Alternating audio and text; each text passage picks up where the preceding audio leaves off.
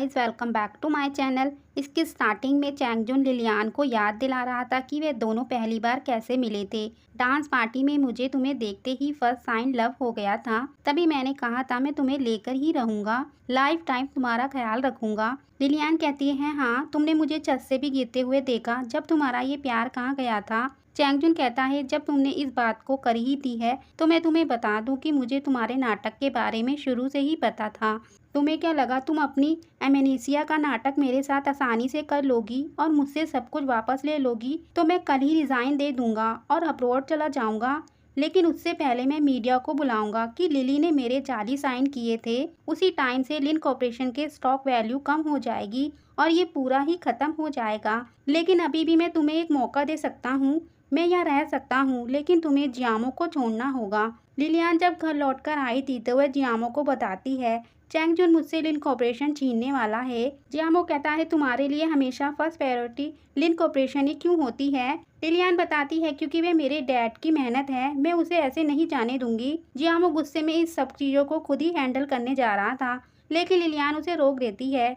जब भी वह उसकी बात नहीं मान रहा था तो लिलियान उसे जॉब से फायर कर देती है। जियामो उसकी तरफ देखकर पूछता है हमारी फीलिंग्स के बारे में क्या? लिलियान कहती है कि मुझे तुमसे कभी प्यार नहीं हुआ। जियामो बोलता है फिर से कहो, तो वे दोबारा बोल देती है मुझे तुमसे प्यार नहीं है। जियामो उसे किस कर लेता है, उसे इस पर विश्वास ही नहीं हो रहा था।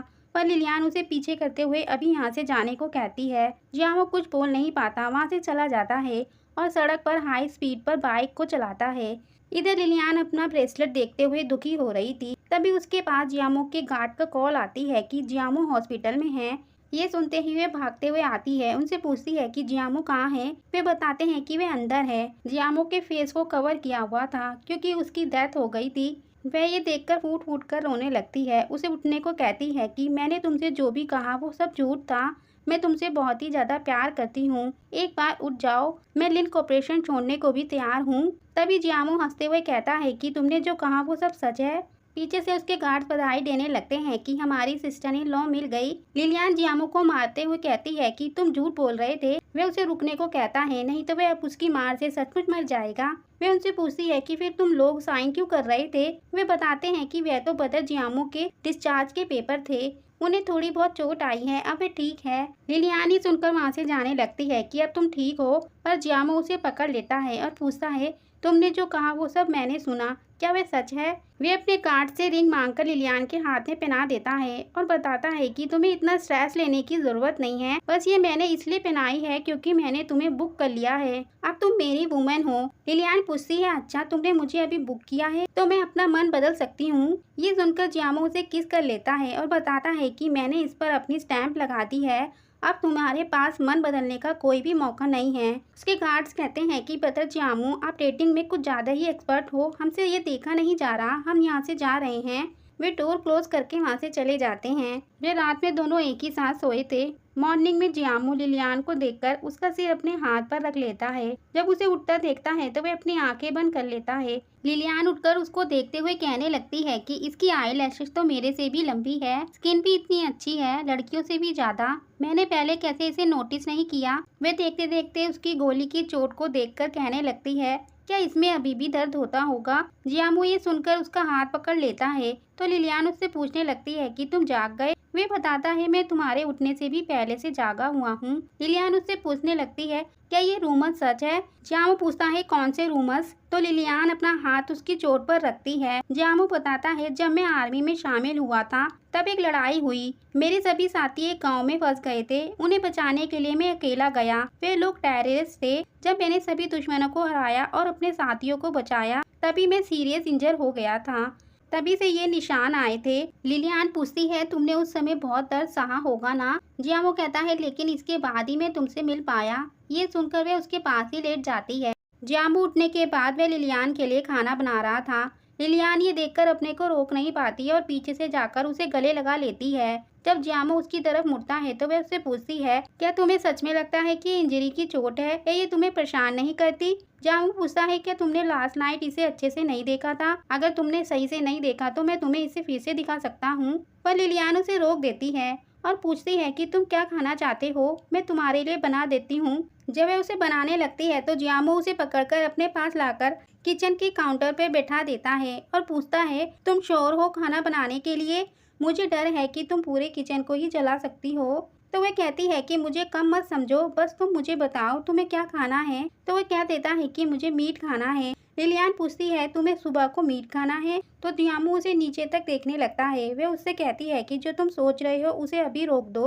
वह कहता है कि मैं तो यही सोच रहा था कि मुझे बेली मीट खाना है, तुमने क्या समझा? लिलियान कहती है कि मेरे साथ मजाक मत करो, मुझे पता है कि तुम क्या सोच रहे थे। जियामो कहता है कि हमने पहले ही काफी टाइम वेस्ट कर लिया है, हमें अब और नहीं करना चाहिए। वह कहती है, लेकिन तुमने मुझसे कल झूठ बोला था, मुझे तुम्हें इसका मुआवजा देना होगा। जियामो कहता है, तो मैं इसे प्यार करके दे सकता हूँ। लिलियान उसे रोककर वहाँ से चली जाती है। जब वह रूम में आती है तो जियामो की कॉल आ रही थी, जिसे देखकर वह जियामो को आवाज देती है। जब वह देखने के लिए बढ़ती है कि किसकी कॉल आ रही थी, तभी उसका मैसेज आता है कि दोपहर में मिकंडे आओ। मिकंडे एक कंपनी का नाम है। तो लिलियान यही सोचने लगती है कि उसे वहाँ क्यों जाना है। यही सब वह कंपनी में भी बैठकर सोच रही थी। इधर हमें जियामो दिखाते हैं जो उसी आदमी के पास आया था। वह कहता है कि तुम्हें जानने की जरूरत है कि तुम हमेशा मिकंडे से ही बिलोंग करोगे, मुझे उम्मीद है कि तुम वापस आओगे, मैं बस तुम्हारा वेट कर सकता हूँ। जियामो इस पर कुछ नहीं बोलता। दूसरी तरफ लिलियान को अंकल आकर बताते हैं कि चैंगजन उसके पास उससे शेयर खरीदने आया था। लिलियान ही सुनकर शॉक्ड हो गई थी। वे बताते हैं कि मेरे ही नहीं बल्कि कंपनी के सभी शेयर होल्डर के पास वो गया था। जल्दी वे कंपनी के सारे शेयर होल्डर खरीद लेगा, जिससे वे लिन कॉर्पोरेशन को कंट्रोल कर सकता है। लिलियान पूछती है, उसे इतना पैसा कहाँ से मिला? वे बताते हैं कि मैंने सुना है कि उसको मिकंडे का सपोर्ट है। मिकंडे कंपनी हमारा कॉम्पिटिटर है और माँ चैंगजुन और मिकंडे के अंदर कुछ लेन देन है। तुम उसे ऐसा करने मत देना, नहीं तो वह लिन कॉर्पोरेशन को मू कॉर्पोरेशन बना देगा। मिकंडे का नाम सुनकर वह सोच में पड़ जाती है। फिर घर आकर वह जियामो का वेट कर रही थी। जब वह आता है तो वह उससे पूछती है कि आज दोपहर को तुम कहाँ थे? जियामो बताता है कि वह वापस कंपनी गया था। लिलियान पूछती है, क्या कुछ अर्जेंट था? वह कहता है नहीं। तो वह बता देती है कि मैंने दोपहर को तुम्हारी कंपनी में फोन किया था, उन्होंने बताया तुम वहाँ नहीं हो। हम लोग इतने टाइम से साथ हैं, पर मुझे तुम्हारे बारे में कुछ नहीं पता। जियामो कुछ बोलता तभी वहाँ चैंगजुन आ जाता है। वे कहता है, तुम अभी भी यहीं हो?